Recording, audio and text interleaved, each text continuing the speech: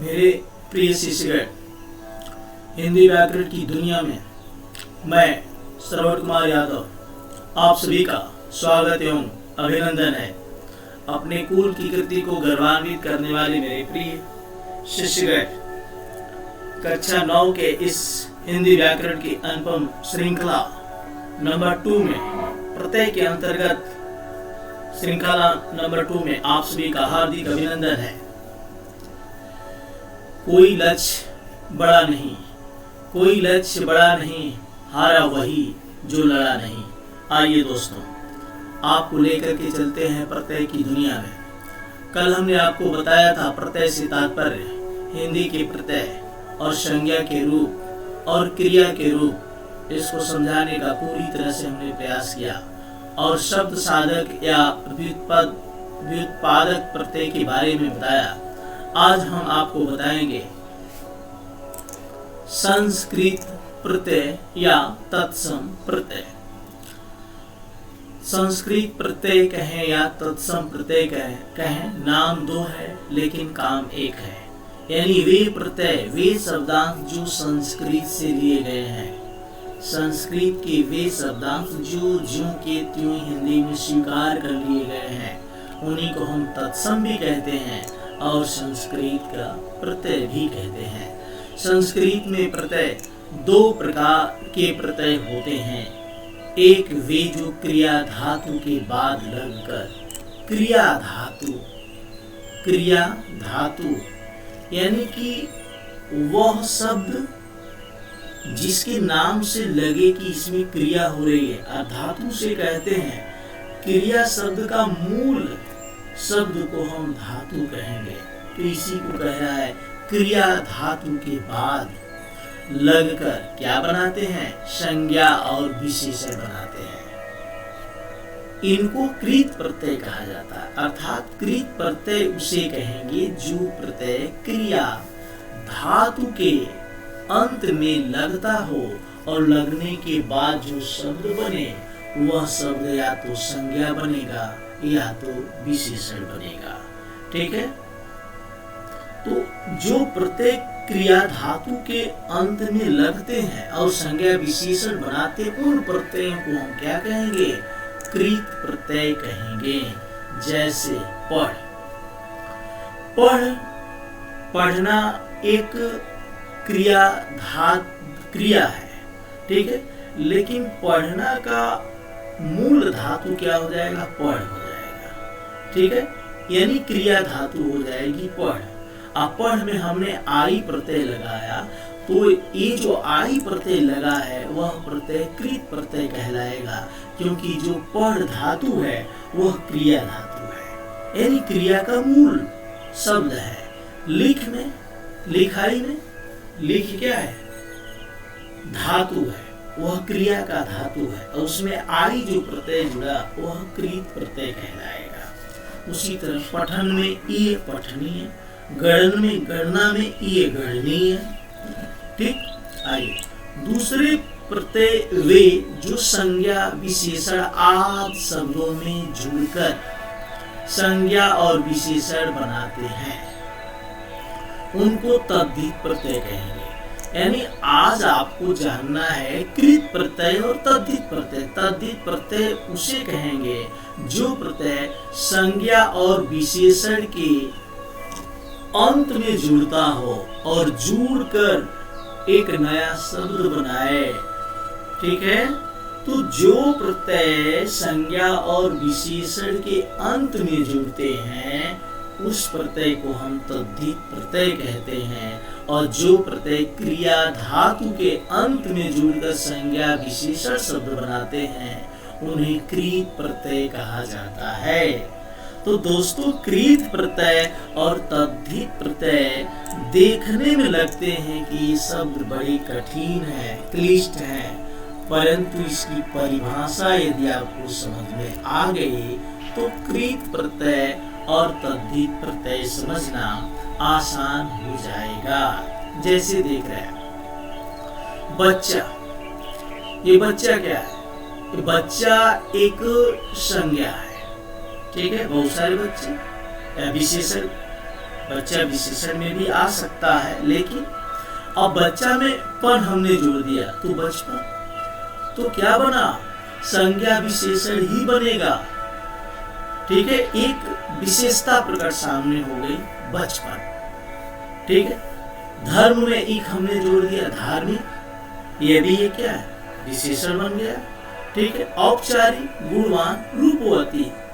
तो कहने का मतलब ऐसे औपचारिक में एक जुड़ा, गुण में वान जुड़ा, रूप में वती जुड़ा। तो ये जो लास्ट में वान एक और एक पन जो जुड़ रहा है, वे तद्धित प्रत्यय कहलाएंगे, क्योंकि जितने भी ये मूल शब्द हैं संज्ञा होंगे या विशेषण होंगे, और संज्ञा और विशेषण ही बनाएंगे। जैसे यहाँ पर मैं एक लिखा हूं, जो प्रत्यय धातु तथा क्रिया के अंत में लगकर संज्ञा तथा विशेषण बनाते हैं, उन्हें कृत प्रत्यय कहा जाता है। ठीक है, यहाँ पे आपको क्लियर हो जाएगा। तद्धित प्रत्यय को जब पढ़ाएंगे तो और स्पष्ट हो जाएगा। ये प्रत्यय क्रिया के धातु रूपों में लगकर, क्रिया के धातु रूपों में, जैसे पढ़ना, पढ़ना एक क्रिया है। ठीक है, पढ़ना एक क्रिया है, लेकिन क्रिया का धातु हो जाएगा पढ़। पढ़ना में जो क्रिया का धातु है, मूल शब्द है वो पढ़ हो जाएगा। तो पढ़ में जो प्रत्यय लगेगा, अलग कर संज्ञा और विशेषण शब्द बनाएगा, उस प्रत्यय को हम क्या कहेंगे, कृत प्रत्यय कहेंगे। कृत प्रत्ययों से बने शब्दों को कृदंत कहा जाता है, अर्थात जो शब्द पढ़ना, अब पढ़ में हमने आई जोड़ दिया, तो पढ़ाई जो शब्द बना वह कृदंत शब्द कहलाएगा। पढ़ जो है क्रिया का धातु कहलाएगा, और आई जो है वह कृत प्रत्यय कहलाएगा। समझ में आ रही है बात? चलिए, क्रिया के रूपों के साथ कृत प्रत्यय निम्नलिखित स्थितियों में प्रयुक्त हो सकता है। पहले तो आप ये एग्जाम्पल देख लें, ये जो मैं दिया। अब यहाँ देखिए, ये जो गायक है, ये गायक है। ठीक है, ये गायक जो शब्द है कृदंत शब्द कहलाएगा। ठीक है, और ये जो गायक शब्द है यह क्या है, गायक। गायक संज्ञा है कि विशेषण है, गायक। ठीक है, गायक क्रिया को करने वाला, मतलब एक संज्ञा है। ठीक है, गायक, बहुत सारे गायक। अब गायक में जो गाय है, इसका मूल शब्द हो जाएगा, गायक की क्रिया भी है, क्रिया धातु शब्द है, लेकिन इसका जो मूल शब्द होगा ये गाय हो जाएगा।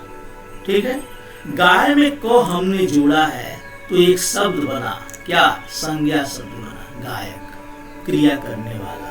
तो इसको हम कृदंत कहेंगे, और इसको हम कृत प्रत्यय कहेंगे, क्योंकि कृत प्रत्यय किसमें लगता है, क्रिया धातु के मूल शब्द में लगता है। ठीक है, उसी तरह सेवक, सेवक, सेव क्या हो जाएगा, धातु का, क्रिया धातु का मूल शब्द हो जाएगा, जो धातु है। ठीक है, इसमें को हमने जोड़ा तो क्या शब्द बना, सेवक। अब ये सेवक कृदंत शब्द हो जाएगा। ठीक है, और सेवक क्या है, सेवक, सेवा करने वाला। ठीक है, तो एक क्या हो गया, एक संज्ञा बन गई। उसी तरह फूंक धननी, फूंक, फूंकनी का जो फूंकनी क्रिया क्रिया है, उसका मूल शब्द क्या हो जाए, फूंक। इसमें नी हमने जो प्रत्यय जोड़ा तो एक शब्द बना फूंकनी, यानी विशेषण। ठीक, आइए यहां भी दिया है संस्कृत या तत्सम प्रत्यय, संस्कृत या तत्सम प्रत्यय। ऐसे प्रत्यय जो संस्कृत हैं, संस्कृत के शब्द हैं, उन्हीं को तत्सम प्रत्यय कहेंगे। ये जो क है, ता है, उक है, ये क्या है, ये संस्कृत के प्रत्यय हैं, लेकिन ये तत्सम कृत प्रत्यय इसलिए कहलाएंगे क्योंकि ये जो क है गाय में जुड़ा हुआ है, और जो गाय है क्या है, संज्ञा तो है दोस्तों, लेकिन ये क्रिया का धातु है। क्रिया करने वाले का मूल शब्द गाय, और उसमें क जुड़ा तो क इसलिए हो जाएगा कृत प्रत्यय, और जो गायक शब्द है ये कृदंत शब्द कहलाएगा। सेवक, नायक, नायक में नाय मूल शब्द है, इसमें क हमने जोड़ दिया। पाठक में पाठ मूल शब्द है, इसमें हमने क जोड़ दिया। उसी तरह ने मूल शब्द है, ता जोड़ दिया। अभि में मूल शब्द है, ने अभिनय, अभिनय, अभिनय, अभिनय में ता जुड़ेगा तो क्या हो जाएगा अभिनेता। विक्रय में ता जुड़ेगा तो विक्रेता हो जाएगा। अब आप कहेंगे सर ये विक्रय है, विक्रय में ता जुड़ा नहीं, विक्रय में ता जुड़ा है। विक्रय मूल शब्द है, ठीक है। उसमें आप संधि पढ़ते हैं तो संधि के नियमों में आ जाता है। उक, उक जो प्रत्यय है भिक्षा में जुड़ा हुआ है, अभाव में उक जुड़ा हुआ है तो भावुक हो गया, भिक्षा में उक जुड़ा तो भिक्षुक हो गया। उसी तरह हिंदी या तद्भव प्रत्यय भी है। हिंदी या तद्भव प्रत्यय, तद्भव का मतलब होता है जो संस्कृत का रूपांतरण हिंदी में हो गया तो उसी को हिंदी प्रत्यय कहेंगे या तद्भव कहेंगे। जैसे हार, हार, इसका मूल शब्द जो है होन है, और होनहार का जो होन शब्द है मूल वो क्रिया धातु है, और होन में हार जुड़ा तो हार क्या हो जाएगा हार। एक तरह से आपका कृत प्रत्यय है, वो कृत प्रत्यय तत्सम भी हो सकता है, तद्भव भी हो सकता है। तो जो शब्द बना होनहार वो क्या बना, वो या तो संज्ञा बना या तो विशेषण बना। तो यहाँ पर होनहार क्या हो जाएगा विशेषण हो जाएगा, और यह कृदंत शब्द कहलाएगा। उसी तरह खेलन में हार, खेलन हार, तो खेलन में हार क्या बना एक तरह से विशेषण बना। सेवन हार, सेवा करने वाला, ये भी एक विशेषण बना। गौ में अया जुड़ गया तो गवया, खीव में अया वया जुड़ गया खिवया, तो गवया और खिवया ये आपके हो जाएंगे क्या, ये गवया खिवया विशेषण हो जाएंगे, ठीक है। इसलिए शब्द कृदंत शब्द कहलाएगा। अया वया ये क्या हो जाएंगे, ये आपके कृत प्रत्यय कहलाएंगे। कृत प्रत्यय में कौन सा प्रत्यय, तद्भव प्रत्यय। आइए अन्य आगत, आगत का मतलब जो विदेशी प्रत्यय होते हैं, जैसे दार, ठीक है। दार कृत प्रत्यय कहलाएगा, लेकिन मूल शब्द क्या हो जाएगा, क्रिया धातु का लेन है। लेनदार मतलब लेने वाला, तो क्रिया है ना, क्रिया का मूल शब्द हो जाएगा लेन, आधा जुड़ा तो लेनदार, अर्थात लेने वाला। ये विशेषण है, विशेषण बना। देनदार देने वाला। अब देखिए आक जो प्रत्यय है वो तैर में या तैर में ये जुड़ा हुआ है, तैर में आग जुड़ेंगे तो तैराक हो जाएगा। उसी तरह आलू, झगड़ा, झगड़ा में हमने आलू जोड़ दिया तो झगड़ालू बन गया। सड़ा में हमने यल जोड़ दिया, सड़ियल बन गया। अड़ा में हमने यल जोड़ दिया, अड़ियल बन गया। दोस्तों एक चीज आपको क्लियर कर दें, आपको थोड़ी सी दिक्कत होगी क्योंकि हमारे पास ब्लैक बोर्ड नहीं है कि हम आपको ब्लैक बोर्ड पे समझा सके। एक थोड़ा सा परिचय है, अगर थोड़ी सी दिक्कत होगी भी तो दिक्कत आपको दूर हो जाएगी जब हम लोग क्लास में मिलेंगे कोरोना वायरस के समाप्त होने के बाद। चलिए सेकेंड, क्रिया का कर्म, यानी क्रिया का कर्म का अर्थ होता है क्रिया का काम, ठीक है। हिंदी प्रत्यय, इसमें हिंदी प्रत्यय जो है तद्भव प्रत्यय नी है। तो ये जो प्रत्यय है जो शब्द बनाते हैं वो क्रिया और कर्म का शब्द बनाते हैं। जैसे चट में नी जोड़ गई तो चटनी, यानी क्रिया का कर्म बन गया। क्रिया भी हो रही है, उसमें कर्म भी समाहित है, ठीक है। फूंक में नी फूंकनी, सूंघ में नी सूंघनी, खा में ना खाना, बिछा, बीच में बिछाओ, बिछाओ में ना बिछाओना, ठीक है। ये क्रिया का कर्म है, यानी क्रिया का काम है। ये कौन से प्रत्यय है, ये हिंदी प्रत्यय है, ठीक है। अब क्रिया का परिणाम, ऐसा क्रिया जिसमें परिणाम आए लेकिन भाववाचक संज्ञा बनाने के लिए, यानी उसमें भाववाचक संज्ञा हम बना सकते हैं। जैसे हिंदी प्रत्यय है ना, इसमें हमने लिख में ना जोड़ दिया, लिखना, अर्थात क्रिया का परिणाम आ गया, तो ये भाव आ रहा है, भाववाचक संज्ञा पैदा हो रही है, ठीक है, लिखने का भाव आ रहा है। उसी तरह पढ़ में ना हमने जोड़ दिया, पढ़ना। आन, आन जो प्रत्यय है, उड़ में हमने आन जोड़ दिया, उड़ान, मेल में आन जोड़ दिया, मिलान, उठ में आन जोड़ दिया, उठान। पहच, पहचान, पहच, पहच में आन जोड़ दिया, पहचान। उसी तरह पढ़ में आई जोड़ दिया, पढ़ाई, लिख में आई जोड़ दिया, लिखाई। तो ये क्रिया का परिणाम है, ठीक है, अभाव भी बना रहे हैं। उसी तरह सज में आउट जोड़ दिया, सजावट, लिख में आउट जोड़ दिया, लिखावट, हंस में ई जोड़ दिया, हंसी, बोल में ई जोड़ दिया, बोली, ठीक है। तो ये क्रिया का परिणाम है, भाव भी पैदा कर रहे हैं। अब देखिए नेक्स्ट, क्रिया करने का साधन। क्रिया करने का साधन, ये संस्कृत प्रत्यय है, अन है। अब क्रिया करने का साधन, भाव, भाव में अन हमने जोड़ दिया तो भवन, तो क्या हो गया, जो शब्द बना वो क्रिया करने का साधन बता रहा है, भवन। यानी भवन क्या है, मकान जो है, क्रिया करने का एक साधन है। कर में अन जोड़ दिया, करण, ठीक है, तो करण माने करना, करना भी क्रिया करने का साधन है। चिंतन, चिंत में हमने अन जोड़ दिया, चिंतन, यानी जब हम बैठकर चिंता करते हैं तो वह चिंतन भी क्या है, क्रिया करने का एक साधन है। यानी काम करने से पहले हम क्या करते हैं, चिंतन करते हैं। अब हिंदी प्रत्यय देखिए, चल में नी, चलनी, तो चलनी क्या है, क्रिया करने का साधन, चलनी से जिसे हम चालते हैं आटा। फूंक, फूंकनी, आप चूल्हे पर जो खाना बनता है उसमें एक पाइप होती है, उस पाइप से हम फूंकते हैं तो उस आग जल जाती है, उसके पास तक हमें नहीं जाना पड़ता, वो फूंकनी होती है। उसी तरह ना, ढक में ना ढकना, पीठ में ना पीटना, बेल में ना बेलना, ठीक है, तो पीटना बेलना है क्या, क्रिया करने के साधन।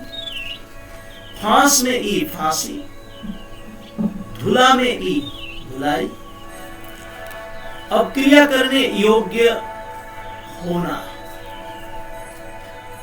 यानी ये संस्कृत के प्रत्यय है वे, जो शब्द बनेगा ऐसा बनेगा जो क्रिया करने के योग्य है। श्रव में व्य जोड़ दिया, श्रव यानी सुनना, श्रव माने होता है सुनना, यानी सुनने योग्य, क्रिया करने योग्य, यानी कोई बोल रहा है हम सुन रहे हैं तो सुनने योग्य हो गए, क्रिया करने योग्य हो गए।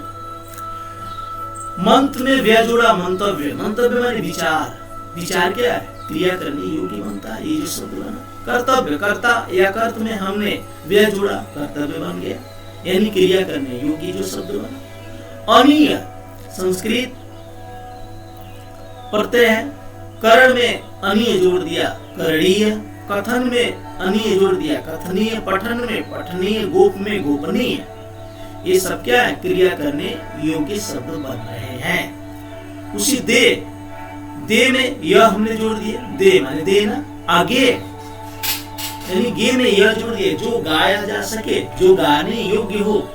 पे ने हम पे में हमने यह जोड़ दिया, जो पीने योग्य हो। तो इस तरह आपका ये कृत प्रत्यय था, आगे हम आपको पढ़ाएंगे तद्धित प्रत्यय। आज का होमवर्क आपको मैं दे रहा हूं,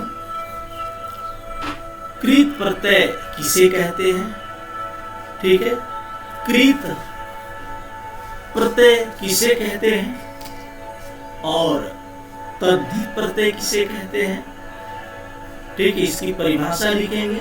और दूसरा क्वेश्चन है आपका, कृत प्रत्यय से 5 एग्जाम्पल आपको देना है जो इस बुक में न हो, ठीक है, अलग से आपको एग्जाम्पल देना है, ठीक है। तो हिंदी व्याकरण की ये श्रृंखला आपको कैसी लगी आप मुझे कमेंट करके बताएंगे, ठीक है। अब वक्त है आपसे विदा लेने का।